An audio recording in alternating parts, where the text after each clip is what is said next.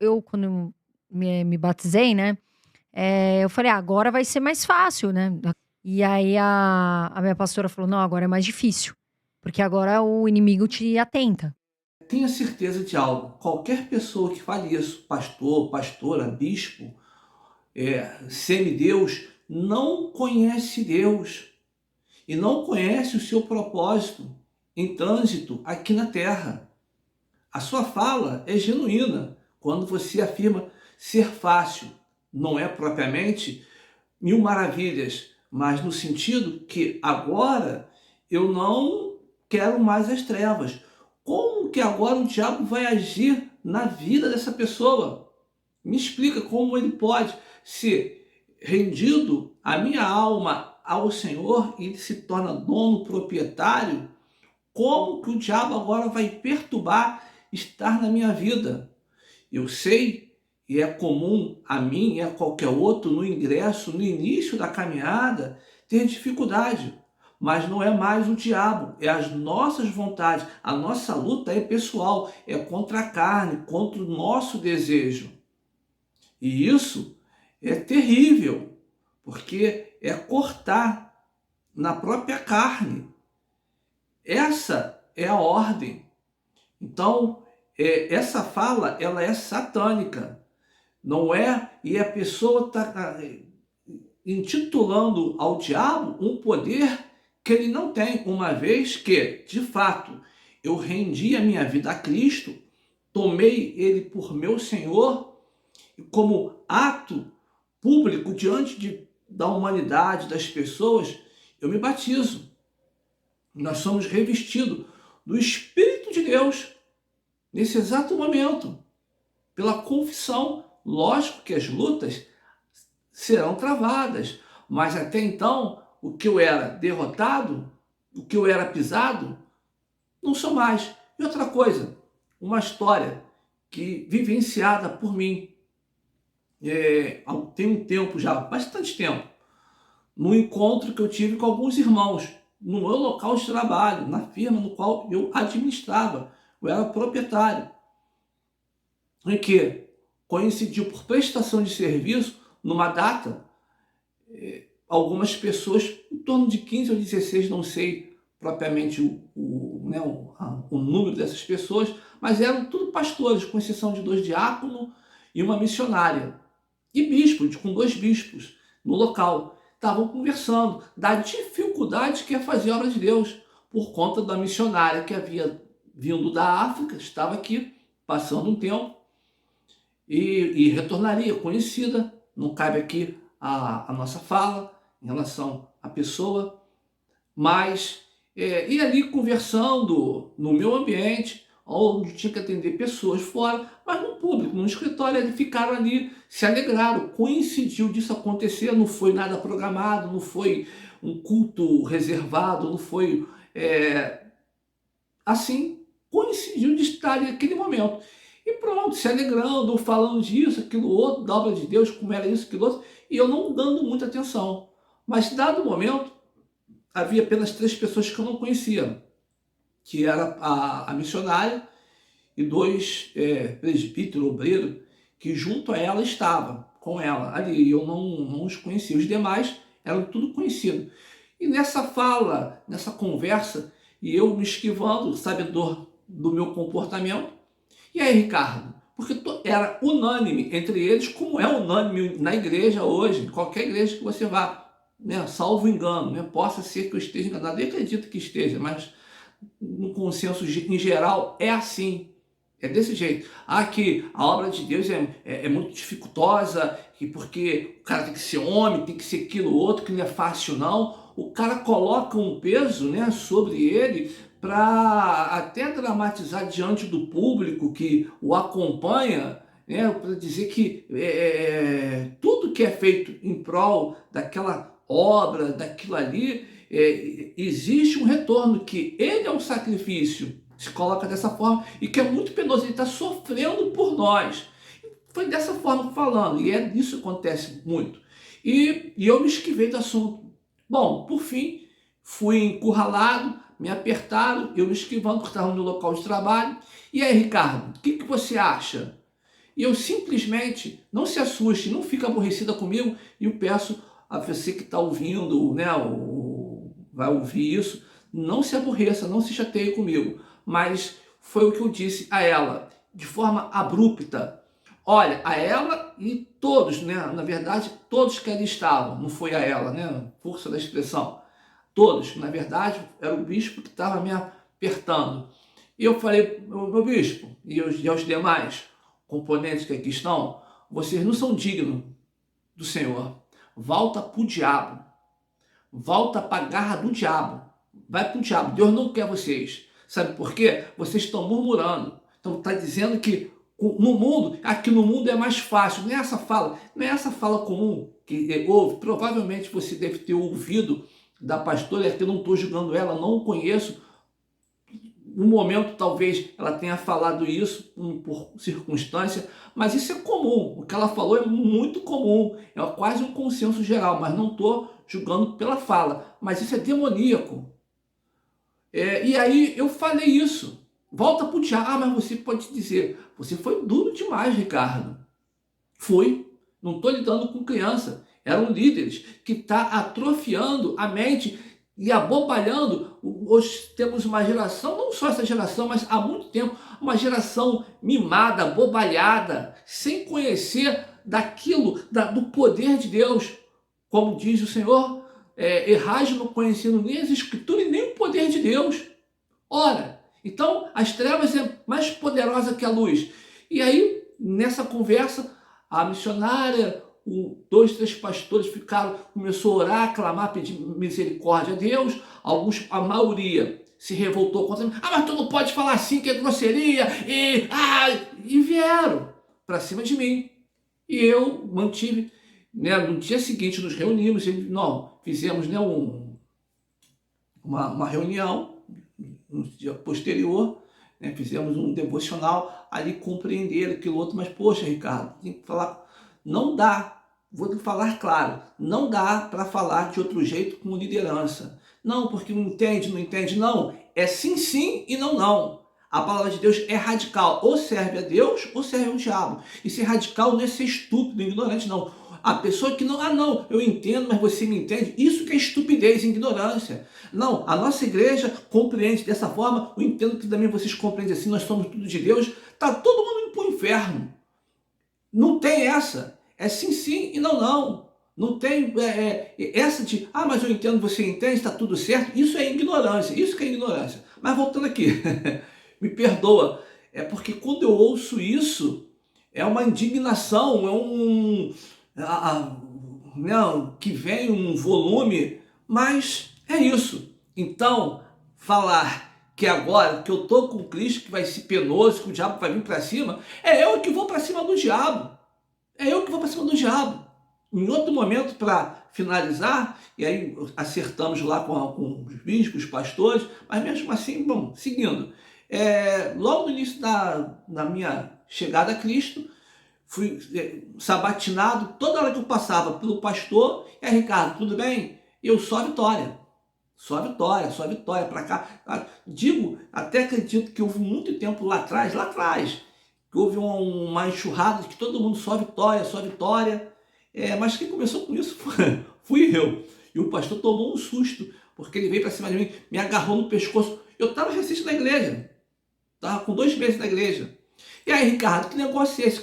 Eu pergunto a você o tempo todo, como é que você está? Você está tudo bem, só vitória. Aí eu falei, pastor, se o senhor está com algum problema, Cristo resolve. Eu posso lhe apresentar Cristo. Não fazer isso de forma singela, sem querer ofendê-lo. Na hora ele tomou um susto, empadeceu. Porque aí eu segui. Dificuldade eu tenho como todo mundo tem. Eu enfrento lutas como todo mundo enfrenta, mas eu não tenho problema, porque eu tenho o Senhor da solução, que é Cristo.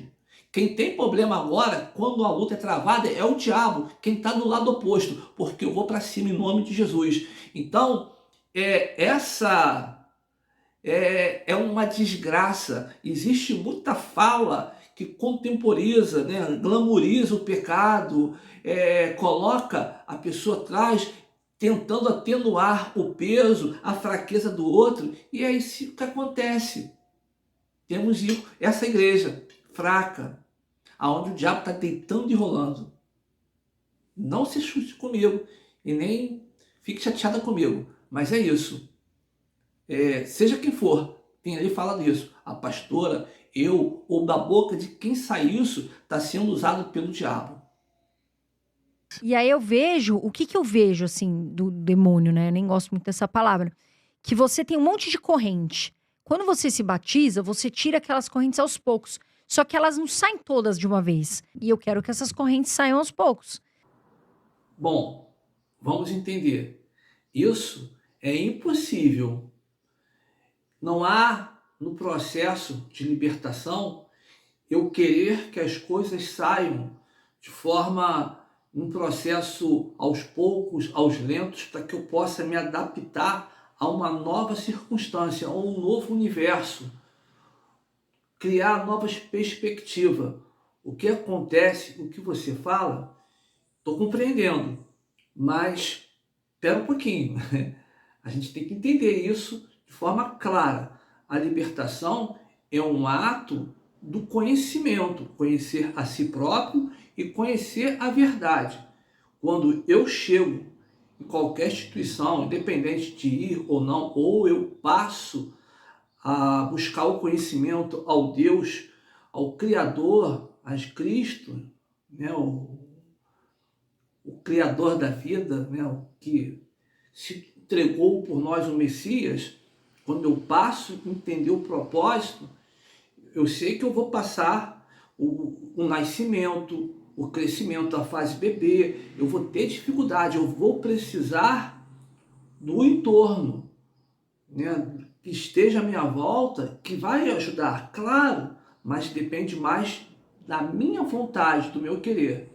Então, quando dito por mim, ainda há pouco, na fala anterior, deixei claro, eu agora não tenho mais as amarras do diabo. O problema agora é a minha carne, é a minha vontade. Então não tem como não, eu quero que ela saia. Não, quem adquiriu hábitos, erros, vícios, fui eu. Isso tudo, ainda que eu agora, uma nova criatura, ainda permanece na minha carne. O desejo, a vontade, né, os prazeres. Isso é muito, porque é o meu universo. Então, a luta agora, que eu passo a lutar, é contra a minha vontade. Eu tenho que cortar na carne. É um processo de mutilação. É exatamente isso. É eu falar não para mim. É eu falar, eu arrancar o desejo, o braço, os olhos, os membros, em favor da minha confissão. E eu vou ter luta com isso. E olha, Cristo não vai arrancar. Posso ser honesto? Cristo não vai arrancar. É eu que tenho que amputar, mutilar o desejo. Isso eu vou sofrer na carne? Vai doer muito. Ah, é fácil? Não é fácil, não é difícil. É você entender o processo. É um novo nascimento. Ao ser gerado uma vida, dói, mas ela, uma vez formada, ela exposta, ela vivida, é uma glória. Então, é um processo de automutilação, de você fazer uma introspectiva, se conhecer e conhecer a Deus, a libertação. Só para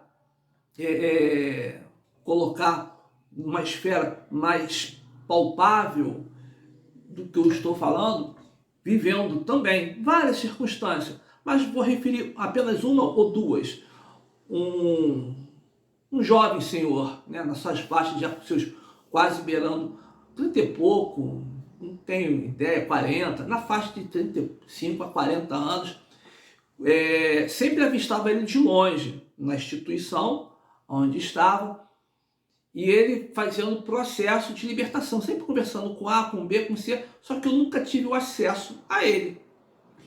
Passando ali, em dado momento, num domingo, ele veio até a mim, porque estava sempre com muita luta, estava aborrecido, xingando um, xingando o outro, xingando o pastor, falando que a vida dele era uma porcaria, que estava buscando a Deus, que Deus não estava ajudando a ele, que Deus não estava libertando, que ele estava fazendo corrente de libertação. Escuta isso, ele está fazendo corrente de libertação porque ele era viciado em cocaína.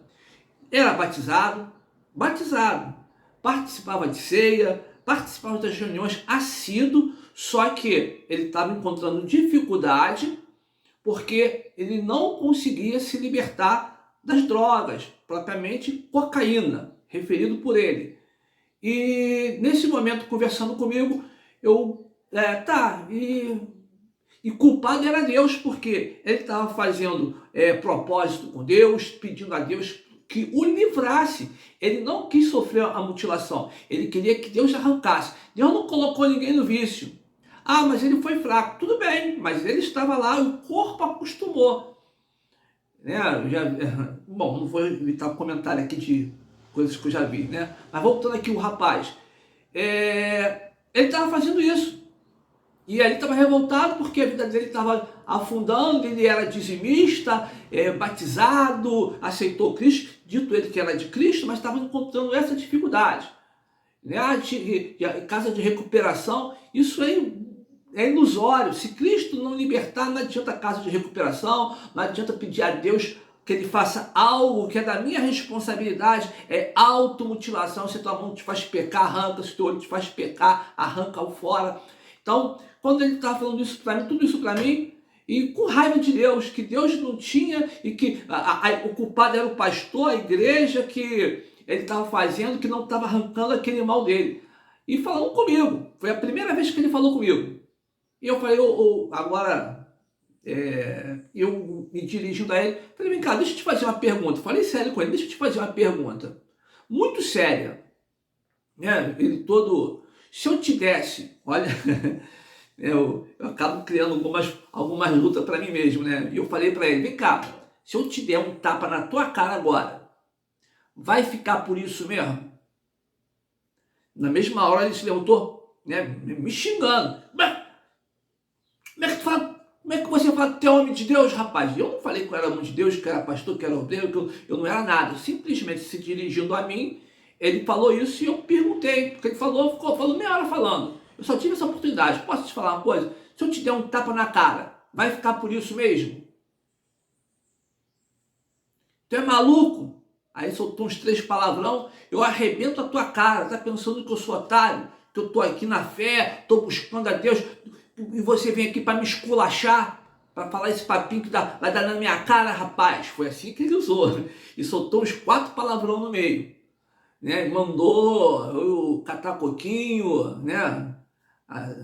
Foi tudo isso que ele falou. Tá pensando o quê, rapaz, que eu sou homem? Eu falei, interessante, engraçado, né? Eu segui, não intimidado, embora o braço do sujeito era meu tronco. Tava em risco de tomar uma surra ali, ser espancado. Mas, seguindo, eu falei, engraçado, né?